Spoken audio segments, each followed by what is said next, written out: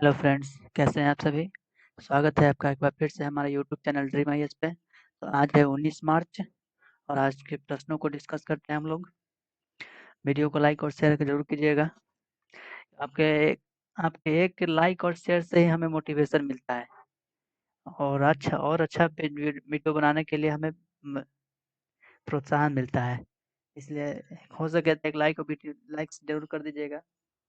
चलिए देखते हैं आज के प्रश्नों को।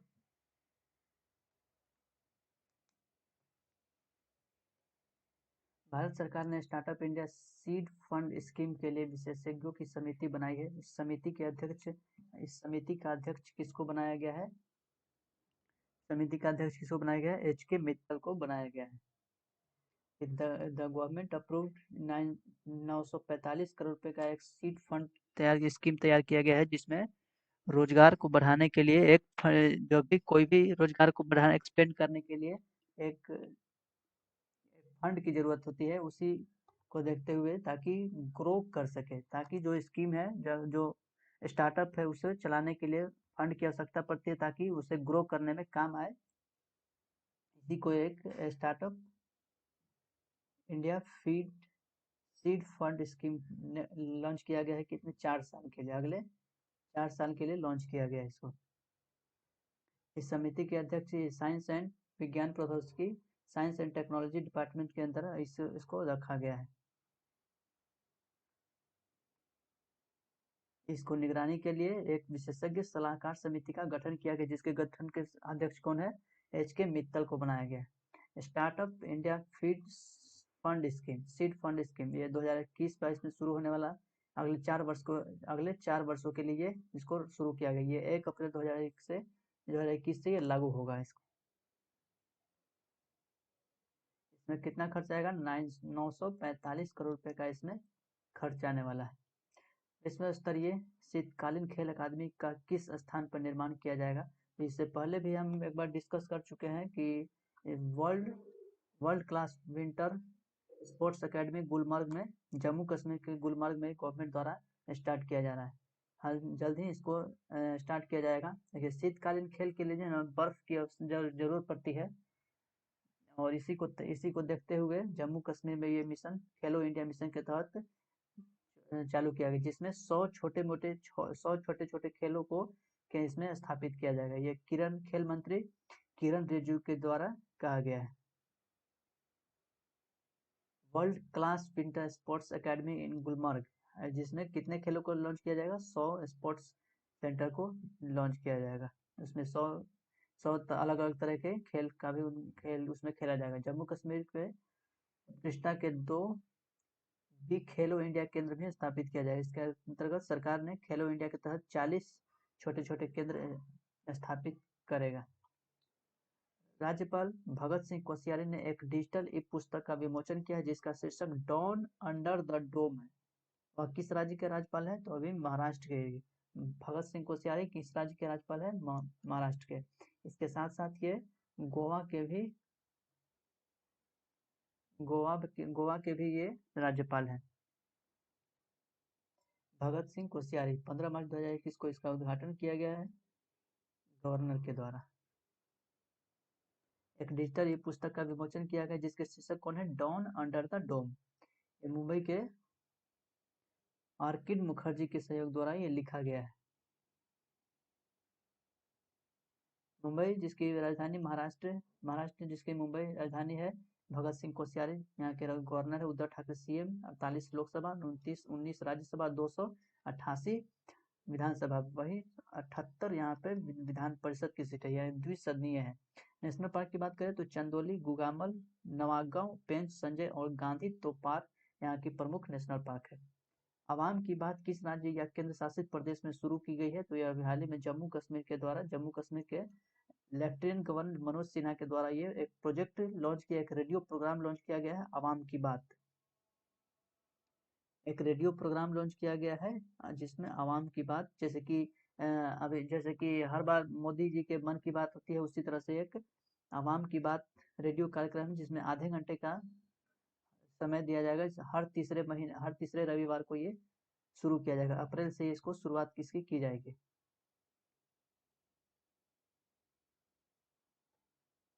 इसमें आवाम की बात एक उपन्यास पहल है जिसका उद्देश्य है शासन की प्रक्रिया को सहभागी बनाना। इसमें आप बोलते हैं और हम सुनते हैं परियोजना जिसका आवाम की बात अंतर विषय है। इसका विषय क्या है? You speak we'll listen we you speak we'll listen in the underlying theme of the project आवाम की बात। तो इस बार का थीम यही है, आप बोलते हैं हम सुनते हैं, इस बात का ये थीम है। जम्मू कश्मीर राजधानी श्रीनगर, मनोज सिन्हा लेफ्टिनेंट गवर्नर, 5 लोकसभा 4 राज्यसभा में सीट है। वही national park city forest, Dachigam, Hemis और किश्तवाड़ा यहाँ की प्रमुख नेशनल पार्क है। किस देश के वैज्ञानिकों ने दुनिया के सबसे बड़े पानी के नीचे अंतरिक्ष दूरबीन को लॉन्च किया है? तो यह भी हाल ही में रूस के द्वारा ये किया गया है। रूस के द्वारा एक पानी के अंदर एक गेंट स्पेस टेलीस्कोप लगाया गया है लेक बैकाल में। रूसी वैज्ञानिकों के द्वारा ये किया गया है। 2015 से ये इसकी शुरुआत की गई है। कहाँ किया गया है? किस झील? बैकाल झील में। बैकाल झील कहाँ पे है? रूस के साइबेरिया में है। साइबेरिया में एक बैकाल झील है जहाँ पे ये लगाया गया है। दूरबीन को नाम भी दिया गया है बाइकल जीवीडी का नाम दिया गया है। बैकाल झील के किनारे से 4 किलोमीटर की दूरी पर ये इसको लगाया गया है, 750 से 1300 मीटर की गहराई तक। इस तरह से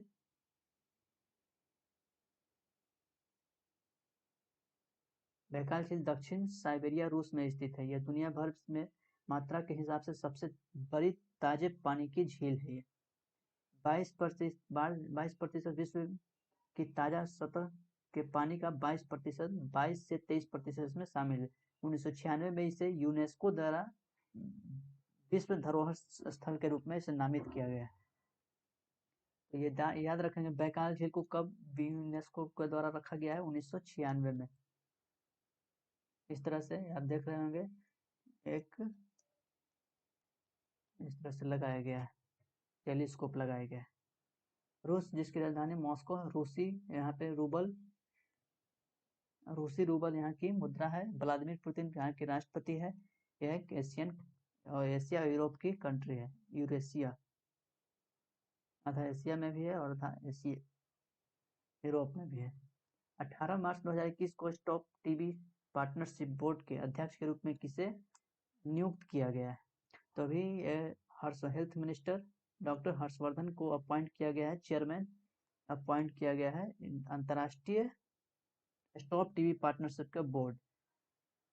टॉप टीवी पार्टनरशिप बोर्ड के चेयरपर्सन को नियुक्त किया गया है, जिसमें 2025 तक ये टीवी उन्मूलन के लिए रखा गया है और जुलाई 2021 से 3 साल कार्य के लिए के अपनी सेवा देंगे। इसमें 3 साल के लिए इनको रखा गया है। Union minister for health and family welfare minister के द्वारा उनको अपॉइंट किया गया है, चेयरमैन नियुक्त किया गया है। वहीं भारत की बात करें तो भारत 2030 तक अपने लक्ष्य को निर्धारित रखा है। 2030 तक 2030 तक भारत जो है ना क्या करेगा? टीबी को समाप्त करेगा। वहीं विश्व की बात करें तो 2025 तक टीबी को खत्म करने के लिए कहा गया है। विश्व आर्थिक मंच ग्लोबल लाइट हाउस नेटवर्क के लिए किसे नामित किया गया है? तो अभी हाल ही में रिन्यू पावर ट्रांसफॉर्मिंग एनर्जी के द्वारा इसको नामित किया गया है। Renew power named in WEF global light house network. World economic forum के द्वारा रिन्यू पावर ट्रांसफॉर्मिंग एनर्जी को नियुक्त किया गया है। इसमें 8 गीगावाट से अधिक लगभग 5 गीगावाट परिचालन किया जाएगा। रिन्यू पावर एक रिन्यूएबल एनर्जी कंपनी है। इसके CEO सुमंत सिन्हा। जनवरी 2011 में इसकी स्थापना की गई थी। हेडक्वार्टर कहाँ है? गुरुग्राम में।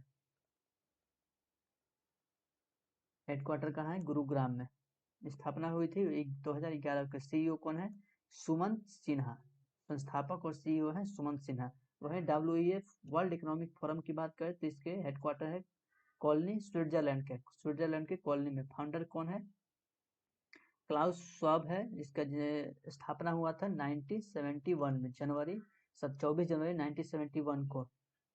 ये एक दुनिया भर में ये दुनिया भर की स्थिति में सुधार करने के लिए एक प्रतिबद्ध के रूप में काम करता है। दुनिया भर की स्थिति को सुधार करने के लिए एक प्रतिबद्ध के रूप में ये काम करता है। World economic forum.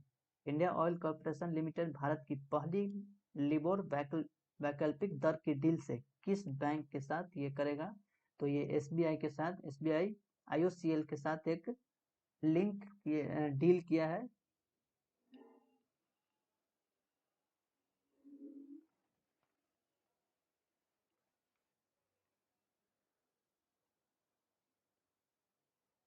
एक डील किया गया है एसबीआई आईओसीएल के साथ, इंडियन ऑयल कॉर्पोरेशन लिमिटेड के साथ।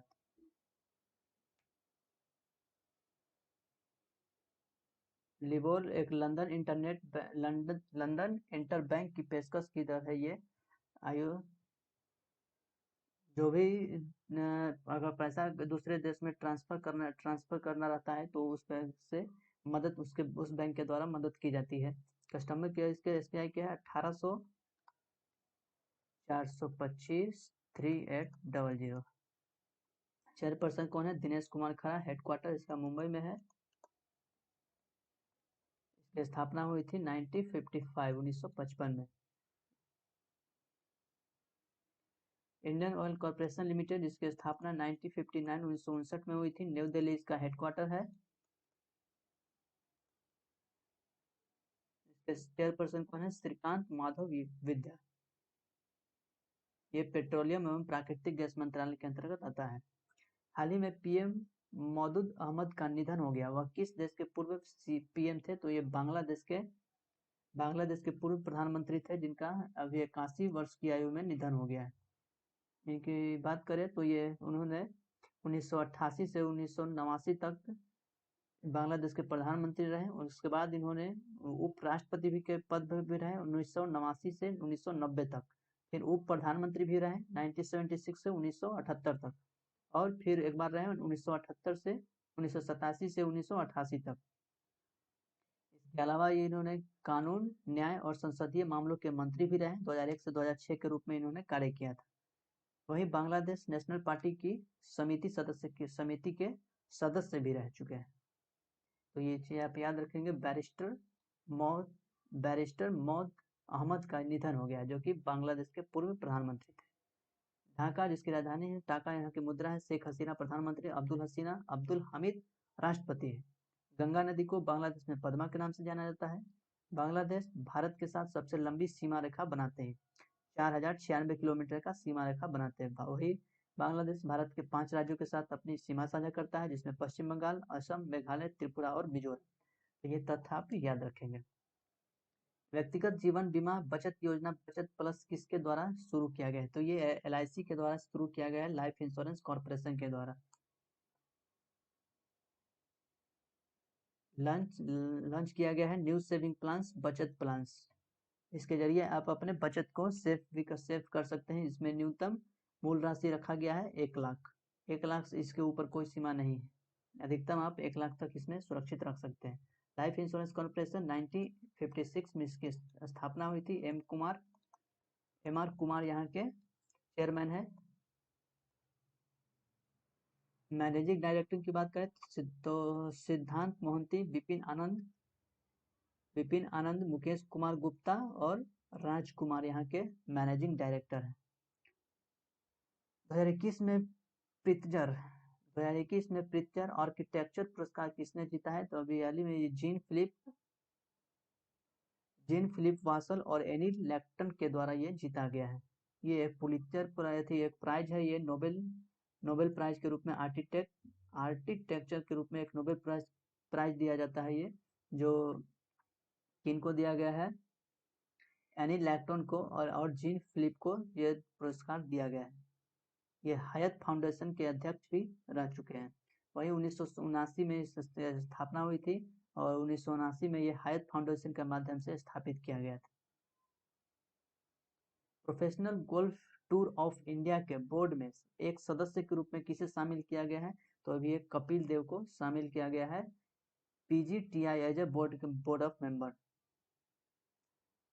इनकी बात करें तो कपिल देव 1983 के विश्व कप जीतने वाले भारतीय क्रिकेट टीम के कप्तान रह चुके हैं। इसके अलावा और कुछ इम्पोर्टेंट नहीं है। यहाँ के प्रेसिडेंट कौन है? गौतम थापर। हेड ऑफिस है गुरुग्राम हरियाणा में। इसकी स्थापना हुई थी 2006 में। तो ये चीज आप लोग याद रखेंगे। 2021 में दुनिया का सबसे बड़ा धन पाने वाला व्यक्ति कौन बन गया है? तो अभी हाल ही में गौतम अडानी के द्वारा ये बन गया। गौतम अडानी अभी सबसे ज्यादा कमाई करने वाले 2021 में बन गए हैं। ये इनके अलावा ये कॉलेज ड्रॉप आउट भी रह चुके हैं। तो उसके बाद ये मुंबई चले आए थे। अभी फिलहाल में इनके अंदर 60,000 एम्प्लॉय काम करता है। लगभग $40 बिलियन का इनका टोटल टर्नओवर रहता है। अभी हाल ही में ये जेफ बेजोस को पीछे छोड़, एलन मास्क और जेफ बेजोस को पीछे छोड़कर नंबर 1 पे आ चुके हैं। ये 2021 का डाटा है। 2021 का डाटा ये इसमें बताया गया है कि इसमें गौतम अडानी सबसे ज्यादा कमाई करने वाले बन गए हैं। गौतम अडानी को 16.2 बिलियन अमेरिकी डॉलर का फायदा हुआ। इसके अलावा और कुछ इम्पोर्टेंट नहीं है। ब्लूमबर्ग ब्लूमबर्ग अरबपतियों के सूचकांक के अनुसार अमेजन के संस्थापक जेफ बेजोस और टेस्ला के सीईओ एलन मास्क से ये उन्होंने आगे निकल गए। ये चीज हमने बता दिया। इसका तथ्य आप याद रखेंगे। वही वह दुनिया के 26वें सबसे अमीर व्यक्ति बन गए हैं। किस धावक ने राष्ट्रीय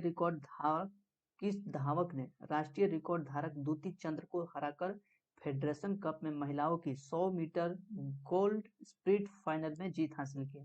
तो अभी हाल ही में दूती चंद को कौन हराया है? एस धनलक्ष्मी ने दूती चंद को 100 मीटर गोल्ड में हरा दिया। वही हिमा डिस्क्वालिफाइड हो चुकी है। ये तमिलनाडु की 22 वर्षीय धनलक्ष्मी है, जिन्होंने 11.39 सेकंड में समय निकालकर समय में सबसे तेज महिला चैंपियनशिप वाली बन गई है। वहीं उड़ीसा में स्थित दूती चंद को 11.58 सेकंड के दूसरे स्थान पर रहा है। आज का लास्ट क्वेश्चन है, मोहम्मद नबीद और सोमान अनवर निम्नलिखित में से किस खेलों में संबंधित है? तो ये क्रिकेट से संबंधित है, जो कि एक आईसीसी द्वारा यूए के प्लेयर को बैन किया गया है 8 साल के लिए। मैच फिक्सिंग के लिए इनको बैन कर दिया गया है। ये दो प्लेयर है जिनको मोहम्मद नबीद और अनवर को 8 साल के लिए बैन किया गया है आईसीसी के द्वारा। यह प्रतिबंध 16 अक्टूबर 2021 को बैन किया गया था, जिन्होंने यूएई में आईसीसी पुरुषों की T20 विश्व कप क्वालिफाई 2021 में भ्रष्टाचार के रूप में इनको बैन किया गया है। मैच फिक्सिंग के रूप में इनको निलंबित किया गया है। तो ये थे आज के 15 क्वेश्चन। थैंक्स फॉर वॉचिंग, और वीडियो को लाइक और शेयर करिएगा। चैनल पर नए हैं तो सब्सक्राइब करिएगा। और यदि कोई प्रश्न हो आपका, यदि कोई भी आप हमसे कोई कुछ पूछना चाहते हैं, कमेंट तो जरूर कीजिएगा। और यदि आपका कोई सुझाव है, यदि कोई शिकायत है, तो आप हमें जरूर मैसेज कर सकते हैं। तो मिलते हैं नेक्स्ट वीडियो में। Thank you.